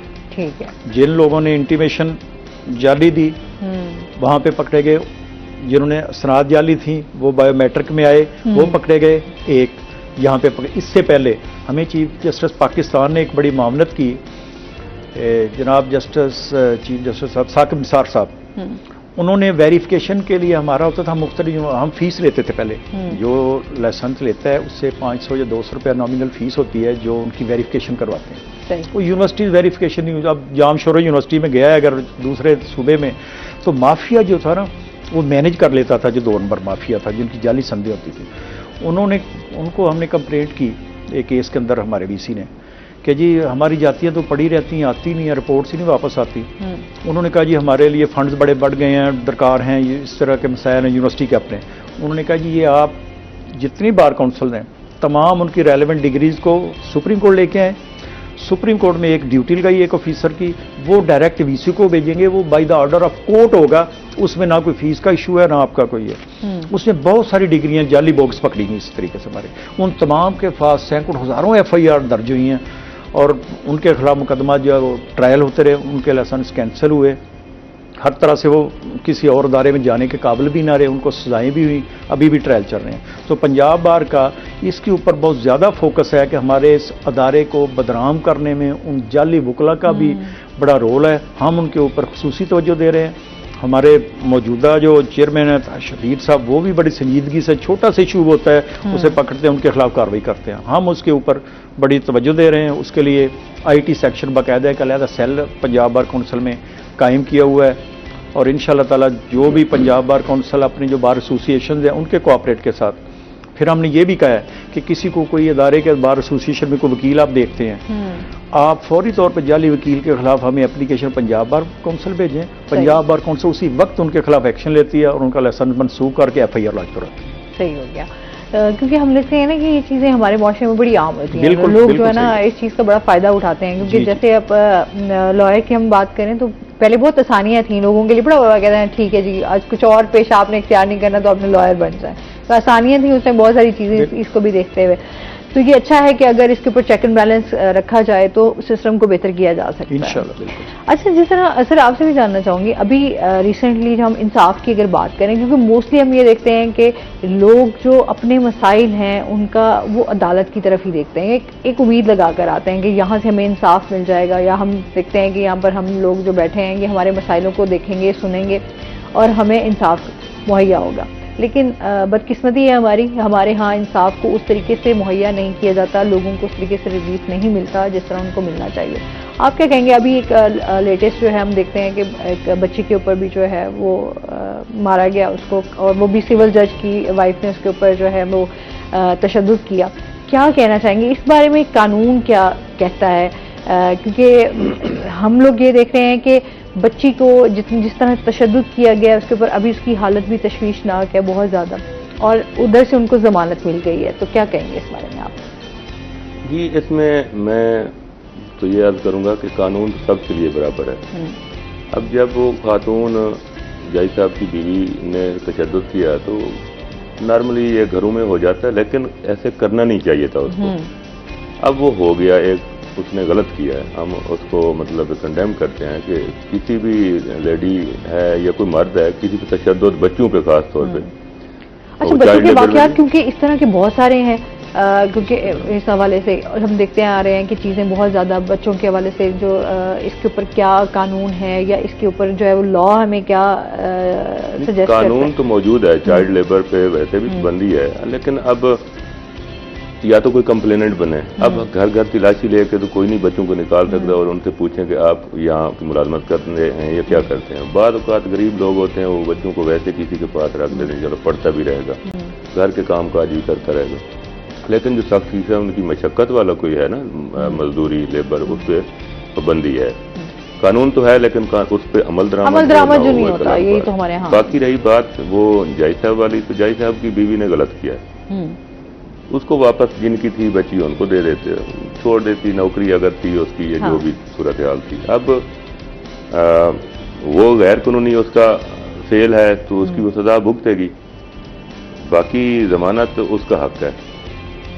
कोई चशमदीद गवाह तो नहीं है ना। अब ये चीज़ें तो इन्वेस्टिगेशन में आएगी। अभी मेडिकल रिपोर्ट मेरे ख्याल में पता नहीं फाइनल हुई है नहीं हुई, ये आए रोज पोस्टें लगती हैं कि बच्ची फौत हो गई है, इसमें पता नहीं क्या हकीकत है। लेकिन बच्ची तो अभी जिंदा है, लेकिन उसकी कंडीशन काफी सीरियस है बच्ची की। पे मैंने खुद देखी है। कल असल में सोशल मीडिया फिर हमारा जो है वो थोड़ा सा जहाँ पॉजिटिव रोल प्ले कर रहा है वहाँ वो नेगेटिविटी भी बहुत ज्यादा है। अल्लाह ताला उस बच्ची को जल्द तंदुरुस्ती और सेहत से, वो खातून जिसने वो जुर्म किया है तो वो उसकी सजा कानून के मुताबिक उसको मिलेगी। बाकी जमानत की हद तक है तो जमानत उसका हक है, वो उसका अल्टीमेटली जिस अदालत से उसने ली है जमानत वो फैसला करेंगे। 10 दिन 15 दिन जो भी उसका इंटरम रिलीफ ही है ना, कोई मुस्तकिल उसको बरी उल्जिमा तो नहीं करा दिया किसी ने भी। तो ये सोशल मीडिया वाले भी सोचें कि किस मुल्ज़िम की दहशतगर्दी की जमानत अदालतें ले लेती हैं इंटरम, लेकिन वो बाद में इन्वेस्टिगेशन में या वो सूरत हाल बाद में डिसाइड होती है, जमानतें खारिज भी हो जाती हैं।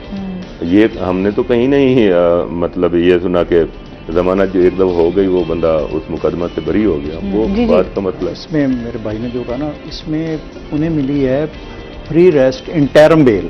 ठीक है, प्री रेस्ट इंटरम बेल का कानून में मफहूम ये है कि पुलिस मुझे गिरफ्तार करना चाहती है, मैं बेगुनाह हूं, कोई भी मुलज़म था प्री रेस्ट में, मैं आज़ादाना तौर पर इलाका पुलिस अपने तफ्तीशी अफीसर के पास शामिल तफ्तीश होकर अपनी बेगुनाही साबित करना चाहता हूँ। ठीक है, अदालत उसे मौका देती है, आप जाएं अपनी बेगुनाही साबित करें। That's all. इंटरम रिलीफ ये है, मतलब ये है रिलीफ। अब उसके बाद उसकी जो डेट है भी उसके ऊपर रिकॉर्ड पेश होगा। ठीक है, कंप्लेनेंट काउंसिल अपना मारूजात पेश करेगा, उसका वकील अपनी पेश करेगा, खातून की जो मुल्ज़िम है, फिर अदालत फैसला करेगी कि बेल बनती है लेगी या उसकी जमानत खारिज कर देगी। उसकी जमानत की जो जिस तरह धूमधाम से शोर डाला हुआ है उसको मुकम्मल जमानत नहीं मिल गई, उसे इंटरम भी इस हद तक मिला है। सामने प्रोटेक्टिव बेल पहले मिली, उसके बाद इंटरम प्री रेस्ट मिली सिर्फ सामने तफ्तीश होने के लिए। बेल अगर वो खारिज हो जाती है वो मौका पर रेस्ट हो जाएगी और वो जेल चली जाएगी। कानून के मुताबिक देखा जाएगा उसकी पोस्ट रेस्ट या बाद गिरफ्तारी जिसे हम जमानत कहते हैं वो बनती है तो होगी, नहीं तो वो behind the bar face the consequences. ऐसी कोई बात नहीं है। सही।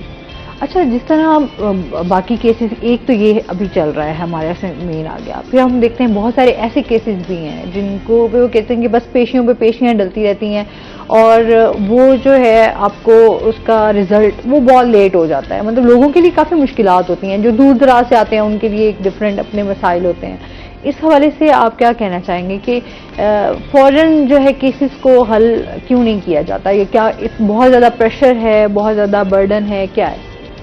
लेकिन ना कोई भी केस हो ना, अब नेचर देखी जाती है। अब सिविल केसेस हैं वो थोड़ा लेंथी प्रोसेस होता है। जो क्रिमिनल केसेस हैं उनमें कुदरती तौर पे भी बाद औकात हो जाता है कि एक बंदा आप कह रही हैं कि दूर दराज से आता है, वो आता है तो अपने किसी मकसद के लिए आता है। अब सारी इन्फॉर्मेशन उसके साथ शेयर नहीं हो सकती कि कोई एक साइड का वकील नहीं है, उसके घर में कोई प्रॉब्लम है, कोई एक्सीडेंट हो गया है, बीमार हो गया है, या वो जज साहब ही नहीं है। हाँ। तो उसको भी ये आप शामिल करें कि वो जानबूझ के लेट है, तो वो ये हादसाती तौर पे ऐसे मामला बाद औक़ात केसेस में हो जाते हैं। जानबूझ के तो खैर कोई नहीं करता, कोशिश ये है। दूसरा ये कि जजेस की तादाद बढ़ा दी जाए, मैक्सिमम जजेस हों, उनके पास कॉल लिस्ट थोड़ी हो। अब 150-200 केस अगर एक जज साहब के पास हो, हाँ। तो 5-6 घंटे में वो कितने केसेस का फैसला कर लेंगे। और या कोई जेन्युइन हमारे अपने जाती प्रॉब्लम हो सकते हैं, बार एसोसिएशन का कोई इशू हो सकता है, कोई स्ट्राइक हो सकती है।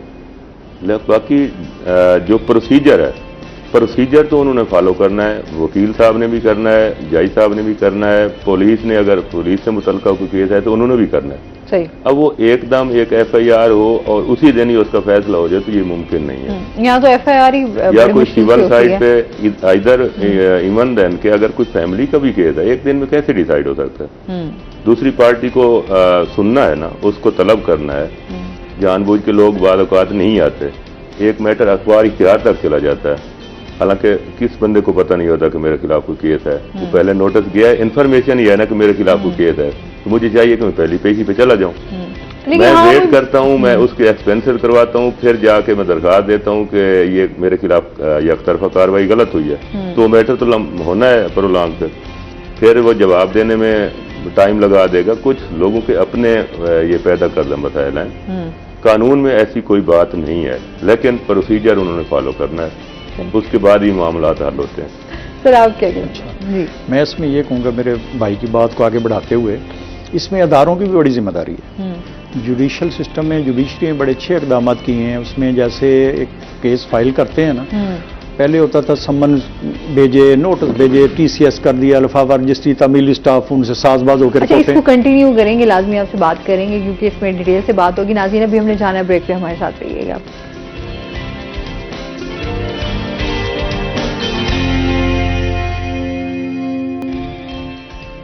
वेलकम बैक नाज़रीन, रोही 10 में आपको खुश आमदीद कहते हैं और बात को कंटिन्यू करेंगे, लेकिन पहले अपने सेगमेंट की तरफ चलते हैं, हेल्थ टिप। अच्छा जी, आज हम बात करने जा रहे हैं अनार पर। आपको बता दें कि अनार जो है वो अल्लाह ताला की तरफ से एक बहुत बड़ी नेमत है, एक कुदरती फल है, उसकी अपनी एक ग़िज़ाइयत है जो ग़िज़ाई से भरपूर भी है। साथ साथ हम आपको बता दें कि अनार जो है विटामिन से जो है वो भरा हुआ है, और साथ साथ जिसकी बात करेंगे कि माहिरीन के मुताबिक जो अनार का इस्तेमाल आपके ब्लड प्रेशर को कंट्रोल करने में मदद देता है। जिस तरह हम बहुत सारी बीमारियां आजकल देख रहे हैं, उनमें मैं हमेशा बात करती हूँ कि फ्रूट्स महंगे हैं, लेकिन उसके बाद जो है वो उनका इस्तेमाल अगर आप करें अपनी रोज़मर्रा ज़िंदगी में तो आपको काफ़ी फ़ायदे मिल सकते हैं, बहुत सारी बीमारियों से आप महफूज रह सकते हैं। अच्छा, अनार का इस्तेमाल जो है वो स्ट्रोक और हार्ट अटैक से भी आपको बचाता है। ऐसे अफराद जो स्पेशली हम देखते हैं कि जिनको डायबिटीज़ होती है, उनका जो है अनार का जूस अगर वो पी लें तो वो उनके लिए बहुत ज़्यादा फ़ायदेमंद है, और इसके साथ साथ कैंसर के रिस्क को कम करता है। और इसके साथ ही सैलड बनाया जाता है। अनार जो है वो मैं समझती हूँ सबको पसंद होता है, चाहे बच्चे हैं चाहे बड़े हैं, अनार बहुत शौक से खाते हैं, और इसका स्पेशली जूस जो है वो बहुत ज़्यादा पसंद किया जाता है। फिर हम देखते हैं कि अगर आपके घर में फ्रूट चाट बन रही है तो वो भी अनार के बगैर जो है वो बड़ी अधूरी सी लगती है। और इसके साथ साथ अनार को जो है वो खुश्क भी, ड्राई भी किया जाता है उसके दानों को, और वो जो है आप अनार दाना जो आप यूज़ करते हैं वो बेसिकली यही होता है। और इसके साथ ही जो है हम देखते हैं कि कैलोरीज से भी भरपूर होता है। आपको बहुत ज़्यादा इसके फ़ायदे हैं, अनार खाने के भी, आप इसको खाएं, इसके बीज भी आपके लिए फ़ायदेमंद है। अल्लाह ताला ने जो चीज़ भी बनाई है, जो मौसमी फल होते हैं, उनमें अपनी एक ग़िज़ाइयत होती है, एक सेहत होती है जो इंसानी जिस्म के लिए बहुत ज़्यादा ज़रूरी है। वैसे आप लोगों को भी अनार तो पसंद होंगे ही, फल शौक से खाते हैं। एक और भी बड़ा फायदा है कि ये जो लीवर के प्रॉब्लम, हाँ, लीवर के प्रॉब्लम्स को भी मदद देता है, बिल्कुल ऐसे ही है। तो फलों की जो होते हैं उनकी हर में कुछ ना कुछ ऐसी खासियत मौजूद होती है जो आपको फिट रखने में मदद देती है। तो ये हो गई जी आज की हेल्थ टिप, और वापस अपने टॉपिक की तरफ आते हैं। हम बात कर रहे थे जी, हमारी बात और इसी डिले जो केसेस में डिले होता है, बिल्कुल ऐसे ही। उसमें मैंने गुजारिश की कि अब जुडिशरी की तरफ से बड़ी अच्छी कुछ इस्लाहात भी आई हैं। उसमें जैसे है कि 4 अखबार तक ले जाते हैं, पेशियाँ लगती हैं मुख्तलिफ TCS, डाग, इस तरीके से अब पहली पेशी पे इश्तिहार अखबार कर देते हैं सही। ताकि नेक्स्ट डेट पे एक दूसरा फरीक नहीं आता उसी पे एक्स पार्टी उसके खिलाफ हो जाए, जो पहले 6-6, 7-7 पेशियां लग जाती थी इस हवाले से। लेकिन सबसे ज़्यादा मैं समझता हूँ डिले के लिए मुख्तलिफ पहलू हैं, उसमें ये भी पहलू अपनी जगह एक था अदालती सिस्टम के हवाले से, लेकिन कुछ अदारे उसके जिम्मेदार हैं।